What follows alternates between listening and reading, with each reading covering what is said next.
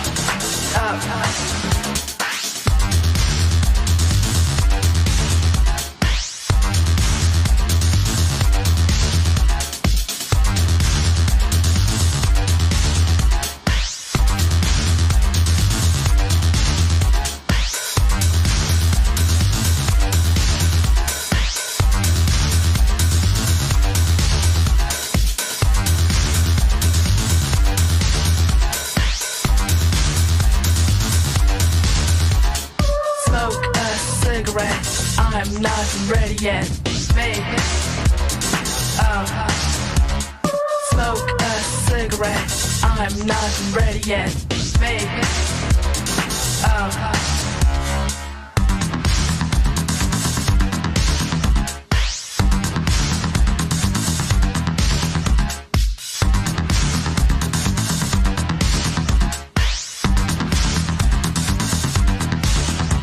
Smoke a cigarette.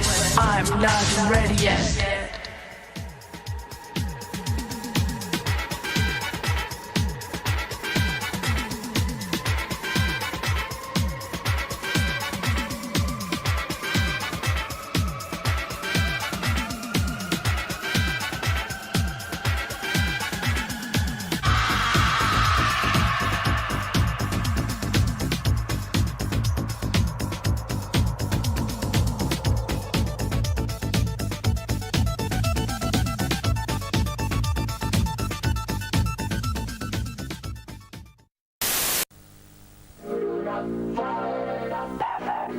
Filthy, slimy.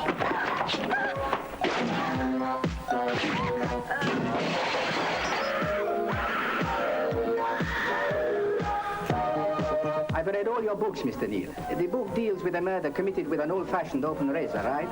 This girl, too, was killed with a razor, and your book's pages stuffed into her mouth. Can I ask you something? Jesus. All the time. Spy. Damn little spy.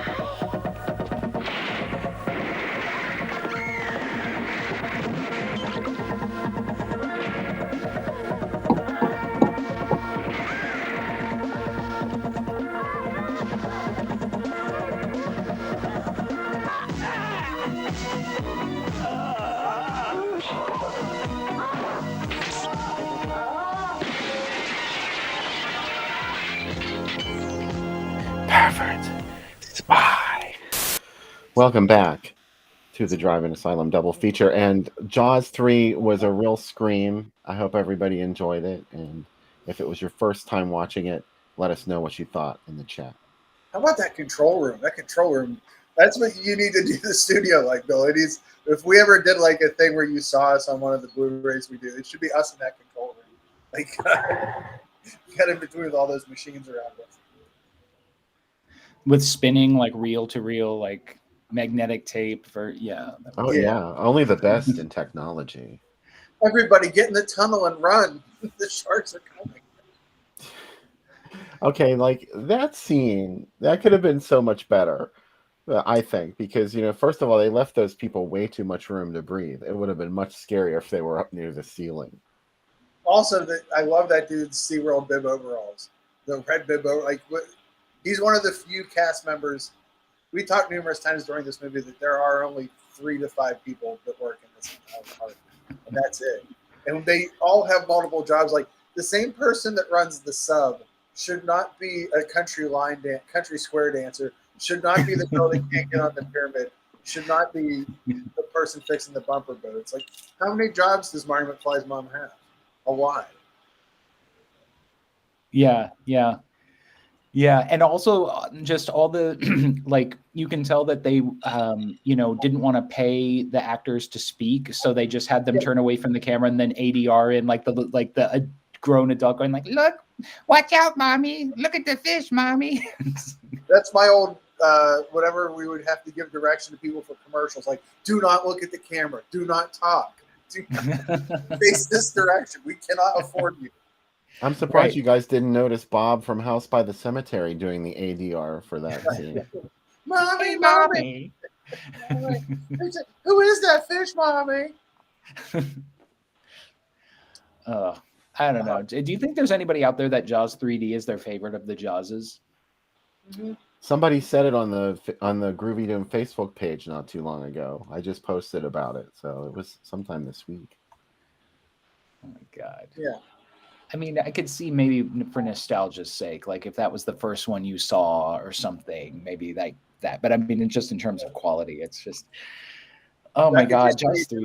Becca said it's 1432 for her, so that's some strong words. You're like, that's 1, 2, 3, 4 probably for most people. Mine is 2, 2, 2, 2. Oh man. Mine's Wait 2, a 2, minute. 7, but that's not even. That's I watched 4 and 3 together at the same time on 2 different screens. Are you saying 2 is the only one you like? Yeah, but here's the thing: is like I wanted to like Jaws 4, but I hated the way it didn't like. I hate movies like where they'll set up like that in part 3, right? Like it's all about Kate and she's his ride or die till the end, and then along comes 4 and it's like there's just this new woman. And it's like and they do that a lot. She's a metal artist, and she takes him away to Jamaica where he meets his friend with an accent. Yeah, and it kind of reminds me of movies kind of like we were talking a couple weeks, I think it was last week or a couple weeks ago, about sequels like Fright Night 2 or whatever, where they just kind of like get rid of the best friend and the girlfriend from the first one and they're never mentioned again. Yeah. Or like Revenge of the Nerds 2 or Weekend at Bernie's 2, where it's like, hey, remember that girl that you were obsessed with in part 1 that you were gonna marry? Yeah, what? Nah. That happens on sitcoms all the time, though. Like where it's like, we'll never see this girl again that this major character just had a moment with. You know what I mean? And it's like, like all of David Schwimmer's girlfriends on Friends. Like, yeah. I was thinking more Ricky Schroeder on Silver Spoons. Yeah. There's also the things that obsessed us during watching this. My favorite was that the donuts were like not on the table and were away from the table during that breakfast scene. And Bill was like, well, why would you keep the donuts away? Like it felt like random placement of things they were selling. Well, donuts they don't have a long shelf life if you get them from Dunkin' Donuts. They're not made to keep around for longer than a day. Yeah. They're going to be, I mean, I do eat them on the second day, I will admit. Second day is okay with me, but anything after that is, they're all dried out and everything. It's gross. Yeah. So Mama Jaws killed Oberman, Philip Fitzroy's, the nephew, and also didn't the shark eat a bunch of people that were on that raft? Like it knocked, and then there was blood in the water. So I think there was more than 3. Oh, and the 2 thieves that were stealing the Did you count the technician at the end that it swam away with? Yeah, and the one I love the way he just ditched his nephew. Like, yeah, that was a mean shark. And the effect that I was talking about in the first segment, and I didn't want to mention it because it's of course the character that is eaten alive and he's inside the shark's mouth. And you've never seen that before in a movie like this, probably because, it's really kind of impossible unless the shark is really, really big. And he's not chewing him; he's just squashing him with his throat muscles. Yeah. Well, I guess that is part of a shark's anatomy. Is their mouth is lined with teeth, so when they swallow you, you're getting like shredded. So that's what happened to that character. I guess I respected that. Yeah. He was getting deep throated. So one of my like holy grails of lost movies that I've always been trying to find is Oberman. The guy who played Oberman self-financed his own starring vehicle called Flex, where according to the synopses, he plays a man whose dream is to open a gym, and he has to have sex with all these rich women to try to get the money to open his gym. And some of the women, like his female love interests in the movies, are Angela Ames, who played Boom Boom in Hots, and that lead girl from Rest in Pieces. And apparently it's like only exists on like French VHS that went out of print in like 1986. And like, so I'm like, that's one of my things. I'm always checking the internet for it whenever I get a chance. I like it. Yeah. So I guess he just used his Jaws 3 money to like produce his own sort of like boarding house-esque feature. That is a failed relationship. That was a kick in the balls, Vince Cornelius. Well, in Cobra Kai, they kind of retcon it to say that like she dumped Daniel because he got cocky after he won that first fight. She got sick of him. He kept crane kicking everybody. But anyway, the swallowing scene was pretty shocking, and I think that's what makes Jaws 3D a little bit better than Jaws: The Revenge, because it's done really well. Because there's this moment where you think he might be able to get out of there because he's still alive in there and he's like trying to get out. I don't know. I was feeling it there for a couple of seconds, but the rest of the movie, I don't know how you guys feel, but it's just kind of like you're just watching it happen and you're not really involved in it. And the fin looks phony. Like for whatever reason in this movie, like the fin is all purple and plastic looking. Yeah. There's also, this is like the start of things. I know because it's the way that they filmed it with the process, but like there's a lot of this. If they made a Jaws movie today, it would look a lot like this. It would be this dark. You wouldn't be able to see anything. You know what I mean? Like how stuff looks today. Like there's a lot of moments where you're like, wow, what is going on? A couple of times. But there's also a couple cool parts. So I don't know. I've watched it at least 20 times, so I must like it on some level. Jaws 3D killed Dustin's will to live. It seems pretty. That was a shocking statement. Yeah. Yeah. Yeah. I don't know. I don't know. There's something about it, like everything down to even like this, like stupid things like Kate and Mike's like flirty talk with each other bugs me for some reason. Like I'm not like one of those like, ew, gross. Like I hate when people are lovey-dovey in movies or whatever. But in particular in this one, I'm just like, shut up, God. If we were doing a live show right now, I would challenge people to come up on stage and play Leah Thompson's game with me. Oh yeah. Well, you would win the prize tonight. You would have to see if you could do the pushing game with me. Is that the same thing? Were they doing Indian wrestling? No, that's like leg wrestling, Indian leg wrestling. Okay. I don't know what it was. I've never heard of that before. So when Oberman, so David says like the corpse, his arm looked like white PVC pipe. When I was a kid, I always thought that he was holding a telephone receiver. And I was like, why is the dead body holding like a phone next to him? And it's supposed to be his arm. Yeah, that was a little. The first thing I thought of is like the shark is going to choke, isn't it? Because it has to. I mean, he was really far up in its gullet, so how was it eating anything? I'm looking up to see if push off is real. By the way, just so you guys know. It was called stand. No, what was it called? Was it called push off? What's it called? Standoff, Becca said it's called. I think I know what it is. I mean, I think that you're just supposed to not move your feet and see if you can make the other person lose their balance. The Last Tycoon. Another problem I had with this movie when I first saw it was because one of my eyes was. Oh, sorry, Sam. Go. No, go ahead. No, please. I was one of my eyes was bad, and the 3D didn't work that well, which was a drag. I was such a buzzkill at movies like this. Yeah. Did I ever tell you about the time Peter Stickles, my friend Peter, who was in my movie, he had like a detached retina, and we went to go see My Bloody Valentine in 3D, and Peter was like, I didn't get it. I don't understand. That wasn't in 3D. That didn't work. I don't get it. And I was like, you have to have like two working eyes to get 3D, right? And he's like, oh, okay. I was wondering why it didn't work. You just saw red or blue, depending on which eye.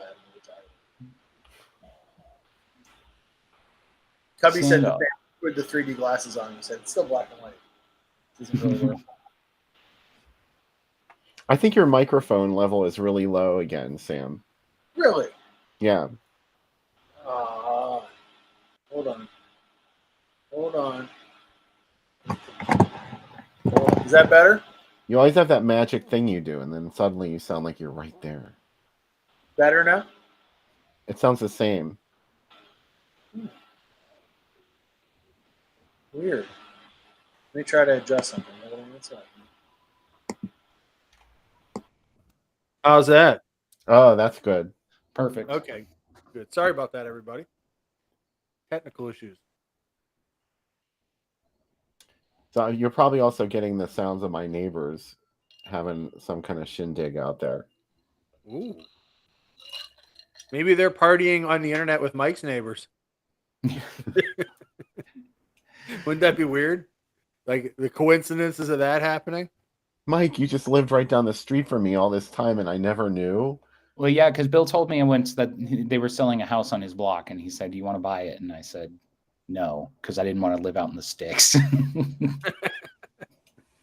Because I was you like, want to live in Monongahela, yet you don't want to live in the sticks. You better. Well, Bill talked me out of Monongahela. He said that river towns are. He said I would like unlock some like psychotic something or something. No, I still want to try to have a carless existence. So I think unless I'm living in like the South Flats or Shady Side, I'll have to have a car, and then I'll have to drive. That's why I warned you off of a place like Monongahela, because you can't live there without a car. Yeah, there's a little strip there. I can walk down to Sam says there's a bar that serves Slurpees. That's all I need. Yeah, it's not going to be enough. Trust me. I think you would enjoy Shady Side. Probably Shady Side would work out. There's a lot of places to go there, and you can Uber around. I want to live in Sewickley. That's where I want to live. That's where the blood-sucking monkeys from West Mifflin went after they were done with West Mifflin. I remember. I've always known what Sewickley is just because of Count Floyd going, and then they go to Sewickley, which is a really nice suburb of Pittsburgh. That's the fancy suburb, yeah.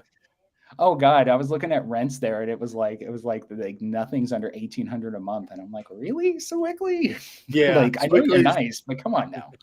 Becca just said in the background, she's like, is he going to be a surgeon or something when he moves here? Sewickley's pretty expensive. I could afford it now with my remote job, but I think ideally what I'd like to do is work at the hospital as a greeter at the door, like a candy striper or something. So. Oh, nice. Yeah, like Janet in Halloween too. Right, or that lady that Lily Tomlin stops in the hallway in 9 to 5. Which way is the coffee shop? I'm a doctor. What the hell am I talking to you for? Piss off. Right, Violet was mean in that scene. I know. But, she had been passed over for a promotion one too many times. It was for her own good. If they had to involve her in that whole thing, they might have had to kill her. So. Oh, yeah. So, more about Jaws 3. Did you notice how kind of like fugly all the extras were? Yeah, they were. I think they didn't bring anyone out from LA. I think no insult. to anyone in Florida. There are beautiful people in Florida, but I think they were just like, here's what we got. No, you know what it is like when I fugly like equals like they looked like regular people.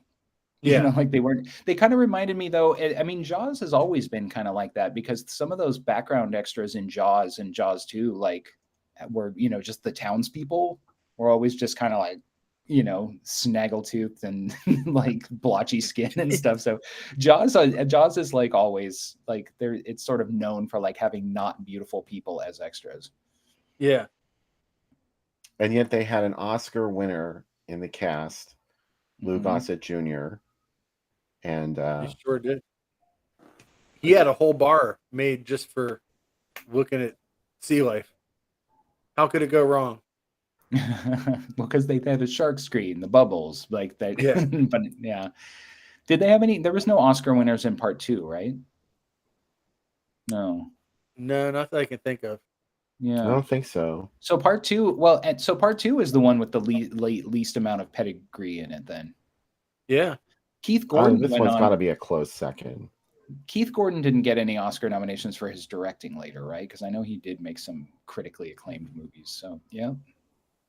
I don't think so, but yeah. The only Oscar nom he ever got was for Dress to Kill. Yeah, right. That Oscar-winning performance. You mean it counts and it holds? I just watched that the other day. Again. That's why, like, whenever you ask me if I've seen movies, I've never seen them because I'm like, should I watch something new? No, I'll just watch Dress to Kill. It's fine. I mean, you know what you like. Yeah. Or I watched this great movie this week called The Single Girls from 1973. It's from the people who brought you Gator Bait. And Claudia Jennings was one of the stars in it. And she's amazing. I love her. I think I'm in love with Claudia Jennings. It's this really super low budget exploitation film about all these swingers who are on an island. And they're there for some kind of sexual encounter group. And one of them starts killing some of the other people. And there's every once in a while, there's a stalk and slash murder. And it's actually pretty good. It's called The Single Girls. Oh, is that why you were asking me like what qualifies as a proto slasher?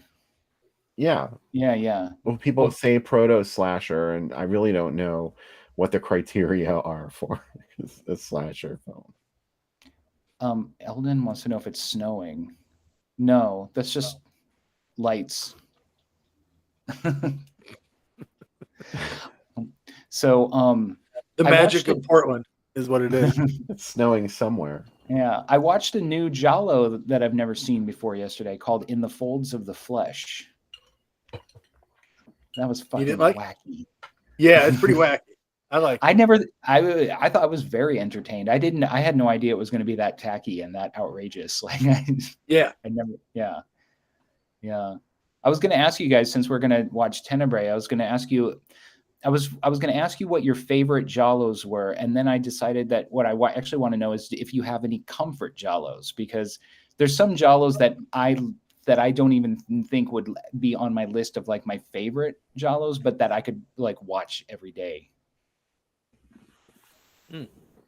What are yours? So yeah, you start. For whatever reason, Autopsy. You know what? How this thing gets started is Shudder will show them live, and every time I'm on Shudder, it'll be playing the same movie. And so I ended up seeing like Black Belly of the Tarantula like 20 times, Autopsy 20 times. And I'm like, yeah, I like these. For whatever reason, I could watch those all the time. They're like my comfort Giallos. And Tenebrae is one. I would have to say that it's probably Deep Red for me. I'm not going to stray too far from the beaten path with the Giallo because a lot of them I've only seen one or two times. So I don't go back to them. Even though I like them a lot, like Lizard in a Woman's Skin, which I loved, I still haven't watched it a second time because I don't know if a second time could ever match the beauty of seeing it the first time.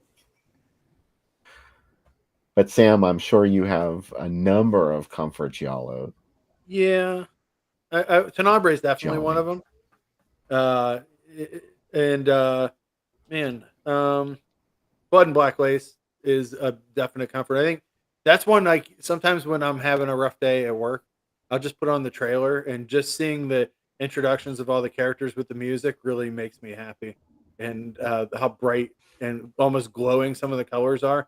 Same as this movie. The music for Tenebrae, the theme song especially, makes me super giddy and feel good about stuff. Trying to think what other ones. I like What Have You Done with Solange? Those ones. That's hard to be a comfort movie because it's so I disturbing. know. I think But I I never really want to like. see that again. Oh, I love that movie, and I really like Strange Perfume of the Lady in Black a lot too. Oh, you mean And of Cult course, of the Damned? yeah, and of course, like any of the Carol Baker ones would be good. I know Mike and I talk a lot about the Carol Baker ones. Those are just once they get started, I'm like, this is just feels so good, you know. Yeah, see, like that's why I was saying like my different from the like comfort is different from favorite, because I would say like probably the best out of the like my favorite of those is the Quiet Place to Kill, and I Mhm. think that's the best one. But could watch So Sweet, So Perverse every day because it's so Oh, I perverse. like that one. I Yeah, really it's like so that one. Yeah. tacky. Yeah, Is that I'm the not one the slasher is the sex maniac? I'm not nuts about paranoia, but it's really only because, like I said, like home invasion movies like that, like the William Friedkin movie, The Birthday Party, or that movie Mother, the with Jennifer, what's her face, like movies like that just frustrate me because I'm just like, get these assholes out of your house. You mean Mother with an exclamation point? Yeah. Yeah, like movies where people are sort of like besieged by other people who like won't take no for an answer and just keep like pushing and pushing and pushing and stuff like that. Just I don't know, it frustrates me. It's not Yeah, me like too. funny games. Like I've never like I just think like funny games is just so like I hate that director. Like I It's want like to you fight. might as well fight back, you know? Like what are you gonna do? Just sit there and do everything they say? Yeah. They're just gonna kill you. So just fight back. Well, is Bay of Blood a giallo? Oh yeah, I love that one. I I don't didn't know if say it is that or not. because I didn't think it was giallo. I think so. Yeah. I Yeah. like, and it's not as good, obviously, as the Martina movies, but I like Case of the Bloody Iris a lot. That's because I think it's because it's one of the first ones I saw, and I just remember really liking how it looked. So I still to this day am like can't get Case of the Bloody Iris and the Seven Bloodstained Orchids. I can't tell them apart. Yeah, I mean, I know that they're totally different movies but I just can't remember what happens in which one. Like, hmm I don't know why they're just always linked. Oh, I guess you know what's a comfort giallo for me. I hope it counts as a giallo, even though it's Spanish. Is House of Psychotic Women. Oh yeah. Because I there was a love that time movie. when I just had like a small collection of VHS tapes, and it was one of them. And I didn't have cable or anything, so I just had to keep watching the same tapes over and over. And I just put on House of Psychotic Women all the time, and I was like very happy to watch that. yeah, and I like. I know we showed it, but I like Too Beautiful to Die a lot too. Even though I know it's not a classic movie, but there's some really cool stuff in it. What are And your Nothing least? Underneath. What are your? Oh, I'll be really quick. Mhm. Talk about effed up giallos that I used to love. I really liked Slaughter Hotel. Oh yeah, Because I had there was this little mom and pop video store near my house when I was growing up, this like little Korean store that did 1 hour photo developing and video rentals, and they had the whole Gorgon video line. So I just went like oh, Bay of Blood and Slaughter Hotel and Blood Spattered Bride and stuff all the time. But what are some of your least favorite giallos? hmm. It's not really. It's an American one, but I didn't like Phobia a lot. I guess the John Huston movie. Hmm. And Fashion Crimes, I definitely don't like. Fatal Frames is pretty bad too. Um, Fatal Frames. yeah, it's just rough. Any of the ones too that are like the more modern movies that are like, oh, it's in the style of Argento, because a lot of times they're very they just take camera angles and music and stuff, and versus the actual plot. I can't stand that. Yeah, Um, yeah. Like I know what you mean. Like uh, the editor or whatever it's the called. editor kind of works because it's funnier, but yeah, some of the other ones like Strange Body of Tears or Blood or whatever it's yeah, called. Strange Yeah. Color Your Body's Tears, I didn't like at all. Yeah. Um, I'm looking through the other ones. Generally, I'm pretty good on almost. I can find something to like in almost all of them, but like those are the ones where I'm just like, yeah, I they like just don't work as well for me. Lee doesn't like Torso. I like Torso. Yeah, you know what I don't movie? think Torso is a giallo though. I think it's a slasher. You know what?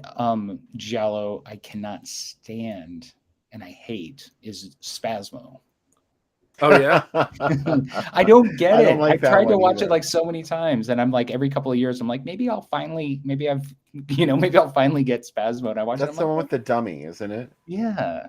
And it's just so weird and stupid and like it's not even fun. It's like it's not like In the Folds of the Flesh is weird and stupid, but it's entertaining and like Spasmo's just like I don't know. And then like Umberto Lenzi was saying in some interview, he's like nobody appreciates Spasmo.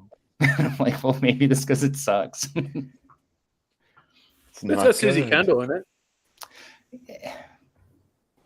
So For me, maybe a little more exciting for me. But one of your favorite giallo is Tenebrae, correct? Our second movie tonight, Sam. Yeah, most definitely. I'd say it's my number 2, but close to number 1. So yeah, I'm very excited about it. In fact, I'm so excited because I get to watch it on the new Synapse 4K of it, and look how crazy that cover is. Oh, Ooh, very excited. that's fancy. I know. It's the same. There's nothing new, just the 4K version of it. That's it. That's enough. A movie But it like is. this, a 4K Yeah. is a gift. Unsane. Yeah. This movie was released in the United States theatrically, believe it or not. It was originally released in Italy in 1982, but by the time it made it to the States, it was 1984. So here was the ad campaign. Apparently, this was another case like Deep Red, where they made cuts to the film, but most of it was the non-gore parts or non-action parts of the film, just like a lot of the character development. They seriously cut it. And I've never seen the edited version, but they also cut some of the violence to avoid an X rating, which is probably the scene where one of the characters becomes an artist and paints a white wall crimson red. But anyway, I like this ad campaign. I think it's cool. I know that they were looking for a more marketable title than Tenebrae, but what the hell does unsane mean? I don't know. Maybe a palm reader could explain it to us.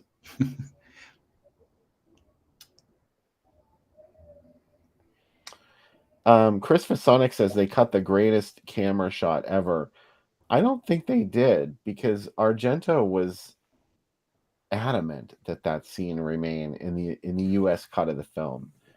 Yeah, but they what they would do is they would produce like versions that they would send out to various parts of the world, but the local distributors could do whatever they want. Like I don't think Bedford Film Gallery, whatever it's called, is going to be like, we can't cut that shot, you guys. Dario Argento said no. Yeah, I mean, who knows after it got here to the States what happened to it. So that's a really big shame, I think. It's really wild seeing what the contemporaries were. Yeah, playing with it. Rhinestone. I knew you like directed that. Who was it? Bob Clark. Oh, right. Yeah. You mean the maker of Black Christmas made Rhinestone? Yes, he did. He also made Super Geniuses. You know, I saw the Unsane cut, and they just cut out weird stuff. Like they cut out that whole scene, I think, where like the girl comes to turn on his hot water and he meets her. So then they just introduce her character being chased by a dog, and you have not seen her in the movie yet. Kind of like everything else that makes it to America. Yeah. Directed by Argento. Yeah. Somebody mentioned, Chris mentioned the disco song over the end credits. That was Kim Wilde, Take Me Tonight. If you want to look it up. And Argento didn't know about that either. And he was furious. Yeah, he was. They didn't ask him. It's his movie. Why didn't they ask him? Oh. Here's some more great co-features. This is from Texas. There's a Canon one, Young Warriors. Oh yeah, Wow. And Hard Bodies. What? Wow. And The Bounty. What a crazy mix. 1984. Yeah. Wow. Well, it was reissued theatrically in 1987, and I couldn't find any ads from 1987. Mainly, there was a screening in New York, and I think somewhere else in Texas. I did find this press photo of our lead actor. Oh man. This was from 1987. So Mike they, does a really good impression of him. I know.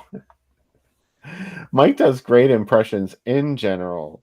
Kudos Yeah. to you for your Faye Dunaway angry voicemail impression you did for that promo I had up earlier. You know, I have that memorized. Like Mhm. her voicemail. Like I could just perform it from beginning. I mean, I'm not going to, but like I'll just do it sometimes. That's why I asked you to do it. I was like, if anybody could deliver something like that, it's you. So probably anyway, back to Tenebrae, aka Unsane. It was probably in '87 they reissued it theatrically just so they could make a big splash on home video for it, because later that same year it came out on home video. Joe Bob wrote a piece about it, and of course it was his favorite movie of the year. Is God it? bless him. You said, Sam, it's your second favorite Argento? Uh, it's probably my favorite Argento. The second favorite Jala. Oh, gotcha. But it's close. What about- I don't know. There's so many. I like. I know you hate Inferno, but I like Inferno a lot. So Inferno, I went through a phase where I liked Inferno. Mhm. You know what it is? It's not Inferno's fault, really. I mean, I'm not even that crazy about Suspiria. I just don't really like fantasy movies that much. I really love Tenebrae because it's the one that's the most grounded in reality, and it's like and like Deep Red is cool, but it's so baroque, and just Bird with the Crystal Plumage and Four Flies on Grey Velvet are cool, but they're so dated. And I just love Tenebrae because Tenebrae just cuts glass. It is like perfect, you know. it doesn't feel even. Maybe I'll feel differently because I just mentioned it, but like it doesn't feel dated at all. I think because of the location being set within the 42 World's Fair section that it's set in. Like it Yeah. doesn't look like any other genre because it's very white and clean and almost futuristic in its look. He was And inspired by Possession. yeah, Oh yeah, and he has done that too. Like as a producer, like it was his idea to shoot demons in Berlin, right? hmm Yeah, he loves like that. Yeah, the thing is like Tenebrae is dated in the way that you can tell like what era it's from, but it's not like Four Flies where it's like everybody's a yeah, hippie and playing the, you know, it's like it's timeless in a way. yeah. Also his theory. He mentions it in the book that this movie takes place 5 years after a nuclear bomb was dropped somewhere in the world, and that's why there are less people and cities are less crowded and the survivors are all richer. So I don't think that that's true, but he's mentioned it enough times that maybe in his head it is. So Well, I mean, you yeah, know, yeah. I mean, I kind of like that, you know, because I was, you know, like throughout history, whenever the population has gotten too big, we've had a famine or a war or a plague, and it brings quality of life and high salaries to the survivors. And so I love the yeah, idea that because he wants to portray this like really bougie world, it's like he can't do it just like Woody Allen, where Woody Allen pretends that poor people don't exist.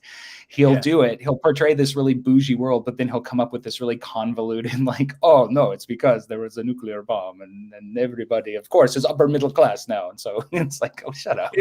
it's also crazy because thing happened right before he made this, where when he was in, well, not before, but around the same time, he was in America and staying in Los Angeles, and he kept getting crank calls from somebody who originally started as a fan and then was threatening his life.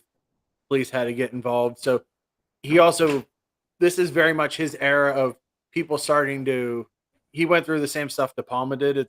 We've talked before about how very similar they are as filmmakers. Like, you know, they're the same age. They both made movies that are very Hitchcock influenced. They both married their leading ladies and probably didn't treat them that well. You know, they in the same way, like people are like, well, you really kill a lot of women in your movies. And he's like, no, this next movie will be an answer to that. And he kills more women in this movie than any of his movies. It's more violent than almost any of his movies. And Yeah. but it's supposed to answer those critics. It's like almost like when an exploitation movie is like, this is a female empowering movie. She's naked the whole movie. Right, Do you know what I right. mean? Like it's like here's your cake and eat it too, I guess. Yeah, I mean, Dario Argento said something, and I'm like, I can respect this. He goes, well, it's a lot more fun to watch a woman getting killed than a man, and I just think in general, it's probably just a lot more fun to watch a woman in a movie like this.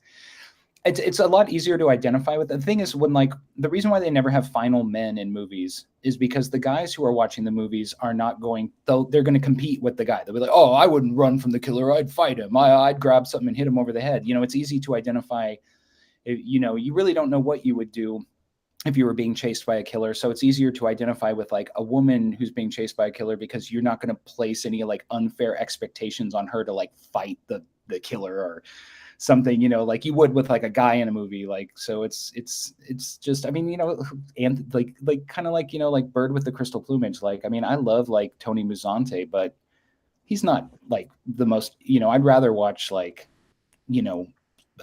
Jessica Harper star in a movie than Tony Musante, The other thing too is this movie it plays with what I really like about it is that it plays with the conventions of the form, because generally it's a foreigner who has murders happening that involve him and they have to become the detective. I'm sure everybody's seen this. We'll talk about that afterwards, because it's like some of that gives away a spoiler of who the killer is. But also there's a lot of duality in this movie, which I think is really cool, where there's two killers. There's like two car crashes that happen similarly. Like almost for every reaction, there's an equal and opposite reaction throughout the movie. So there's a lot of like duality that really happens a lot too. And there's the funny thing is like that it brings up Sir Arthur Conan Doyle in one scene where he and the detective are talking about how do you solve who the killer is in a movie. And almost the form of giallo is not based on Arthur Conan Doyle. It's based, on Edgar Wallace. So it's funny to bring him up, and the idea that when you've eliminated the impossible, whatever remains, however improbable, must be the truth. Like, well, that doesn't make sense in a lot of these movies. It's like, the killer isn't always super obvious. And it's also kind of like Murder, She Wrote or something, in that like the whole time I was watching Murder, She Wrote, I'm like, how come nobody ever just gets killed by like an intruder who's robbing them? It's always a plot. And in like these movies, like they never just have like crazy people on drugs killing people. It's always like there's always like some psychological thing or like a plot or something, which I mean There's is a scheme. Yeah, I always wondered why interesting. on like Heart to Heart or Murder, She Wrote, they just didn't start suspecting them. Like, you've been around 500 murders in the last 5 years. Right. Like, aren't you the killer? And also, how many people live in Cabot Cove? Like, I know that she took trips to New York and stuff and solved murders there, but like literally, like if one person, like, okay, if there was more than 2 murders in Monongahela, like the whole town would be like cursed and stained for generations because of it. Meanwhile, in Cabot Cove, like people are getting murdered all over the place, and it's just back to normal the minute the murder is solved. And also, there's people that come there as tourists and get killed. And like, why would you go there? Also, every time, and this happens at least 3 times on Heart to Heart, every time Mrs. H goes to a class reunion, someone in her class dies. If I would graduate with her, I would not go to the class reunion. Your chances of being killed already being around her are high, right? But then it's happened at 2 previous class reunions. Come on. Well, but just knowing her, you've already gone too far. Like, even people that she had seen in years, they were murdered, and all of a sudden she was helping solve their murder posthumously. Do you remember the episode where she sort of got like kidnapped and Mr. Hart had to dress in drag to get her out? Oh yeah. Well, there was one where Max was in drag too, but okay. I remember the one you're talking about also. Yeah, it was like she went to like some fat farm or something, and like they wouldn't let her leave, and so he had to like get in drag as like her sister Buffy or something to like get incarcerated alongside her to like break her out. It's just amazing. The last thing I want to say before I see you have the drink thing up, Bill, too. The girl in the flashbacks in this is a transgender actress. She's Eva Robin, and she actually got her name from Diabolic, from the character Eva Kant from Diabolic, and her last name is from the writer Harold Robbins, which is pretty rad. If you're going to come up with your own name, that's 2 good sources, I think. Was she ever in anything else that he made? No, she's in Hercules though. The Luigi Cosi, the two Hercules movies. Okay. She plays the goddess of technology. Oh, you know what I'm thinking? I'm thinking of the shoplifter who was also in Inferno. Yeah. Yeah. Okay. Yeah.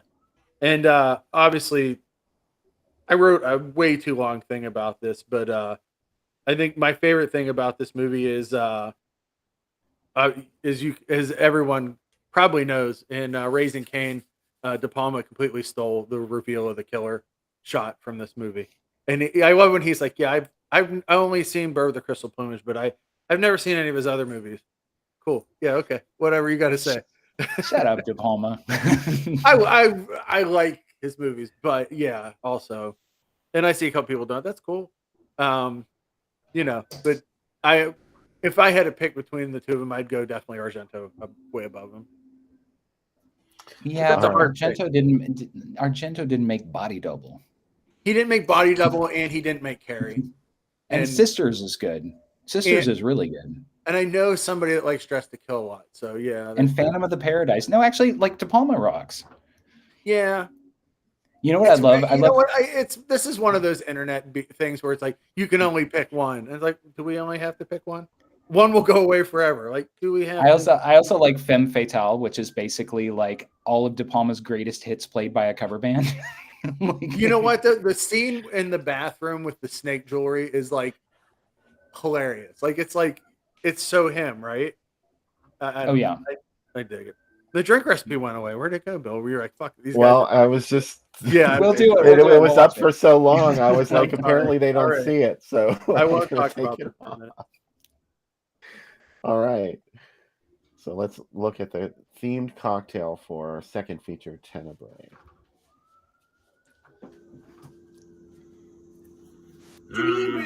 Tenebrae. Hey, I'm going to try to make a black lemonade for a movie that means darkness in Italian. Aren't I clever? Anyway, not really.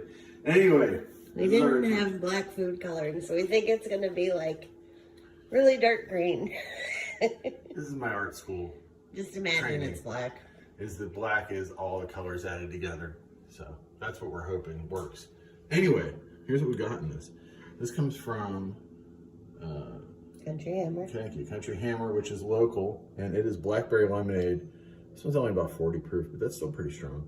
This you can use. There's different blackberry vodkas if you wanted to use that instead. But I wanted to try this out and see how it tastes with it. We got some real lemonade we made, and making lemonade is super easy. My brother and I were obsessed with making like fair style lemonade for years, so we have different recipes. Generally, we found out ounce of simple syrup, ounce of lemon, 3 ounces of water, or half an ounce of each. Keep the simple syrup and lemon about the same, depending on how sugar you like things. Now, some people like sugar in theirs. I found that you can melt sugar in it and melt sugar along with the lemons a long time. That gets you a really good taste, but it's going to be more like almost like a caramely kind of taste. The simplest way is using the simplest way is using simple syrup. And then we have some club soda we're going to mix into this, and black food coloring. And that's what's going to give it its darkness. We don't have black food coloring, as you may have learned from my wife's lovely preamble. Anyway, let's make it up. Let's start with the lemonade base. Thank you, Cubby. We're going to add more lemon juice, make it really lemony here. We're going to add some club soda. We're going to add our food coloring. Yeah, green. Yeah, it's all green. It's all right. It's Put one in the sink, please. It's like feels like it could be dangerous. With white cabinets, yes. And finally, that's very black. I would say, is this black enough? And I would say, when you look at it, it's really none more black. Should have made this for the Troll 2. Yeah, this is the Troll 2 drink too. Maybe let's keep that spoon in there so I don't mess up the entire house. Yeah. I've made a drink that's going to dye my mouth black, so when I go out to cut the grass after this, people wave, I'm like, and then just wait. I look like a Japanese zombie. No, you have the Neil bug. The Neil bug milk. No bug milk. Anyways, for Tenebrae, they're my second favorite Java behind Strange Vice and Mrs. Ward. So hopefully I did it proud of this drink. Let's see what it tastes like. Sometimes it's better to feel good, to look good than to feel good. This tastes gorgeous. So this is exactly what it should taste like. Let me see your teeth. Yes. Green. Mr. Green Teeth. Pazuzu, Mr. Green Teeth. Thank you. Okay. Enjoy the movie. Pazuzu. Pazuzu. To Mr. Green Teeth and our special guest, Mike Justice. You are green again. Thank you so much. I wish I had made this drink because I didn't. I'm not on brand for the second drink. Sorry. Do you know? Do you know? I just didn't have black food coloring, by the way. They do sell it. I didn't get the other part of the recipe is like you can use activated charcoal. I'm like, I'm not buying fucking activated charcoal. What did you use? I wasn't paying attention. What did you use for the black, color? red, and green food coloring together to make it black? Okay. If I would make this for the drive-in, I would not make it with food coloring, so people weren't walking around with looking like George Animal Steel. So, guess who? It's their birthday today, besides me. I know the answer to this, but I can't remember, so you have to tell me. Angus Scrim. Oh, that's not who I was thinking of. And Snuffleupagus. The same person, ironically. Yeah. Yeah, no, it's like it even says in the Sesame Street wiki that Snuffleupagus's birthday is August 19th. I was like, okay. But there's also Bill Clinton and John Stamos and Peter Gallagher. Peter Gallagher's eyebrows are born 3 days from now, though. Right. They're born on a different day. Oh, Peter Gallagher. Oh. This is who you share a birthday with. Yeah, but I was trying to think of something that would be like good for the show. I'm like Angus Scrim, I think was the closest. I was really hoping. I have a friend who's got like Lucio Fulci's birthday, and he's like, "Yeah, so." And I'm like, you don't even appreciate it. Like, Oh, that's a shame. Yeah. Tipper Gore too. There you go. Well, so I'm wondering. So if Bill Clinton and Tipper Gore have the same birthday, did they have to celebrate it together when? Oh. Fuck Tipper Gore, man. Do you think that when Al Gore wanted to like wish his wife happy birthday, that like Bill Clinton would be like, it's actually my birthday, so I am the president. Yeah, I'm looking up to see who else is in history's birthday is today. They're all people Coco Chanel and Jill St. John. Oh well, that's good. Jill St. John. Mm-hmm. By the way, how excited was I that you name dropped Jim J. Bullock? Oh, you did. That was funny because somebody watched that video and they're like, "You worked with Jim J. Bullock?" I'm like, "Yes." Oh, I got to ask. So there was this episode of Too Close for Comfort where Monroe gets raped by two women, and it was taken out of syndication, and for a long time it was just an urban legend. And so when I met Jim J. Bullock on the set, the very first thing I said, well, I didn't say it to him while we were working together, but when the rap party happened and everybody was drunk, I was like, so is there really an episode where you get raped? And he's like, oh my God, yeah, it's terrible. It's two women and blah, blah, blah. And like told me all about it. And then he's exactly like that, like his character in real life. You also share a birthday with Gene Roddenberry, William Marshall, the star of Blackula. Oh, wow. Ooh. That's a pretty good one, right? Bill Marshall. Yeah. Let's see. Deborah Paget from Love Me Tender. I said that. Renee Richards, American. No, that's not a good one. Let me see. Diana Muldaur from Star Trek Next Generation. Ginger Baker from Cream. Diana Muldaur, who was also in Chosen Survivors. Thank you. Yes. Fred Thompson, former senator and actor from In the Line of Fire. Is that Australian guy? No, I'm thinking of Jack Blackman. Yeah. Why are you and Sam taking turns disappearing? It's just part of the show. It's okay. Ian Gillian from Deep Purple. You share a birthday with. Dawn Steele, the first woman to head a Hollywood studio. Oh, you know who died on my birthday? Who? Tony Scott. Oh Oh wow. no. Yeah, that August 19th was the day he killed himself. And it was like, Oh, Gerald McRaney, TV's Major Dad. I didn't know that. Yeah. Is he still And- married to Delta Burke? Yeah. Yes. Becca just yelled yes in the background. That's a Becca. That's a if there was a Tiger beat for Becca, Gerald McRaney would be in the centerfold. He's definitely a big one. Yeah, Tipper Gore. Let's see who else. I forgot that William Marshall was also on Pee Wee's Playhouse. Darren reminded me. He's like, Randy Oakes of Chips. Which one was he? She was Officer Bonnie Clark on that. Oh. Jonathan Frakes, William Riker from Next Generation. Peter Gallagher, Adam Arkin. Yeah, Adam Arkin. Adam Arkin. Yeah, Darby Hinton of Malibu Express fame, and Daniel Boone. But let's just say Malibu Express fame. Simon Beck. That's a British cartographer. No, that's not an actor. Let's see. The lead singer of the band Grim Reaper, Steve Grimmett. There you go. I'm hoping there's going to be someone super exciting coming up. Joey Tempest, the lead singer of Europe. See, John Stamos, you knew that. I wanted somebody cool like Umberto Lenzi or somebody like that, or Massimo Dallamano or something. But how about Valerie Kaprisky, the actress from Breathless, the original Breathless? Kevin Dillon. Yeah, I saw that. Yeah, did you? I saw. Too. You know, Kevin Dillon is in some movie that was at the Red Box. I was walking by and saw it. And I'm like, really? Like, he's still. I mean, I know it's a Red Box movie, but like, he's still a draw. Yeah, he's still out there, dude. You still have Red Box? It's at the 7-Eleven, and like I walk past we still it have every them too. Yeah. And Nate Dogg. You share a birthday with Nate Dogg and Fat Joe, which is pretty. I guess that's cool. And they used to put on the list. I mean, I still do, I guess, but I used to share a birthday with a rapper called like Little Bow Wow or something. Yeah. Oh yeah. But they never list him anymore, so I don't guess he's not famous, or maybe he changed his name or something. He's probably just Bow Wow now. Yeah. He's not Lil anymore. Yeah. Let's see. He's on one of those reality TV shows. I think I went to go see a movie he was in. I won tickets once to see a movie. It was called Lottery Ticket.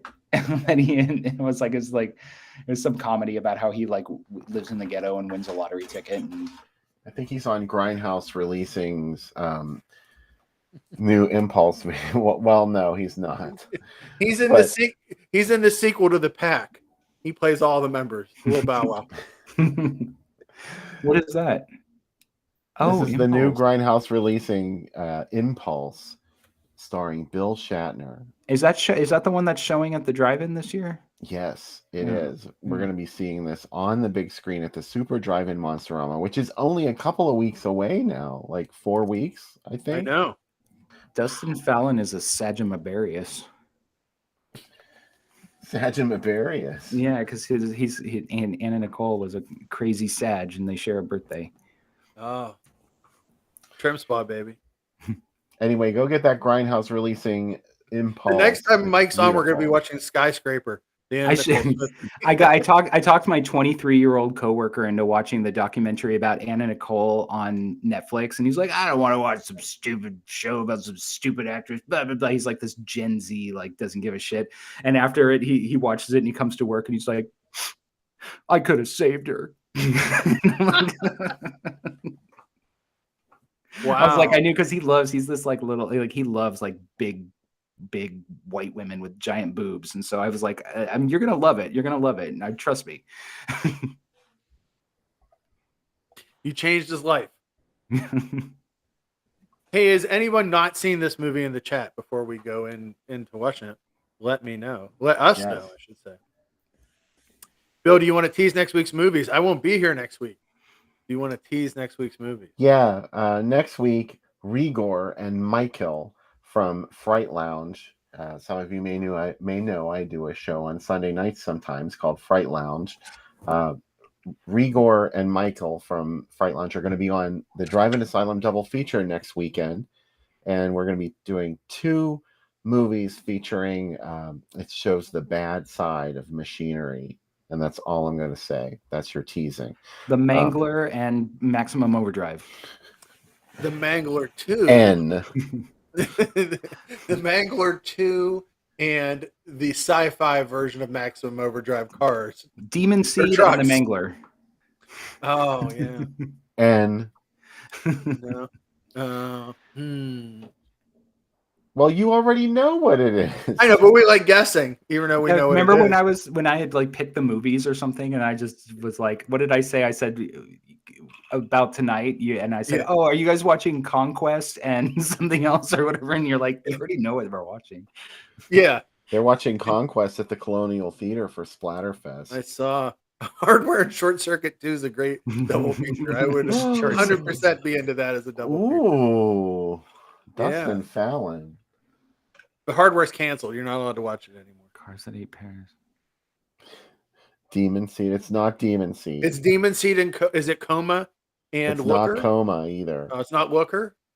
No, it's a lot more way out there than any of those movies that you've mentioned so far. So make sure you come back for the third segment to find out what next weekend's features will be. Anything you guys want to say about Tenebrae before we go into it? It's one of the only Italian giallos I've ever seen where everybody speaks with an accent. Like usually they just are dubbed with American accents, but for whatever reason in Tenebrae, it's like because I don't know. It's like they're all like, you watch. It's funny.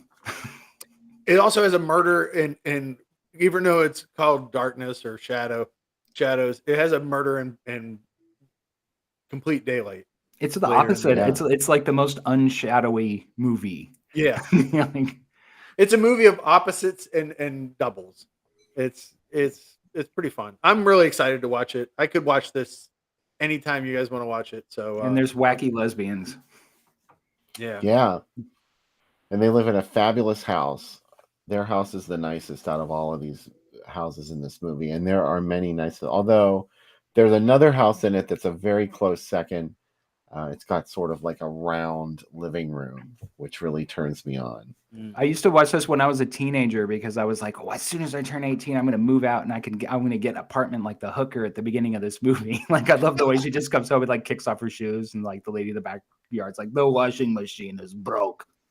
And she's like, okay. All right. So we hope all of you will come back for the third segment. Oh, the link to our second feature, Tenebrae, is on the Groovy Doom Facebook page. I'm going to make one more guess before we go, Bill. What's that? One more guess before we go. Oh, okay. Batteries not included in Killdozer. You're getting warmer. Batteries not included. Sorry, asterisk, batteries not included. Right. Oh, all that lowercase. movie. I didn't know what you meant for a minute. Yeah, all lowercase. Sorry, I didn't say it right. And Killdozer. No.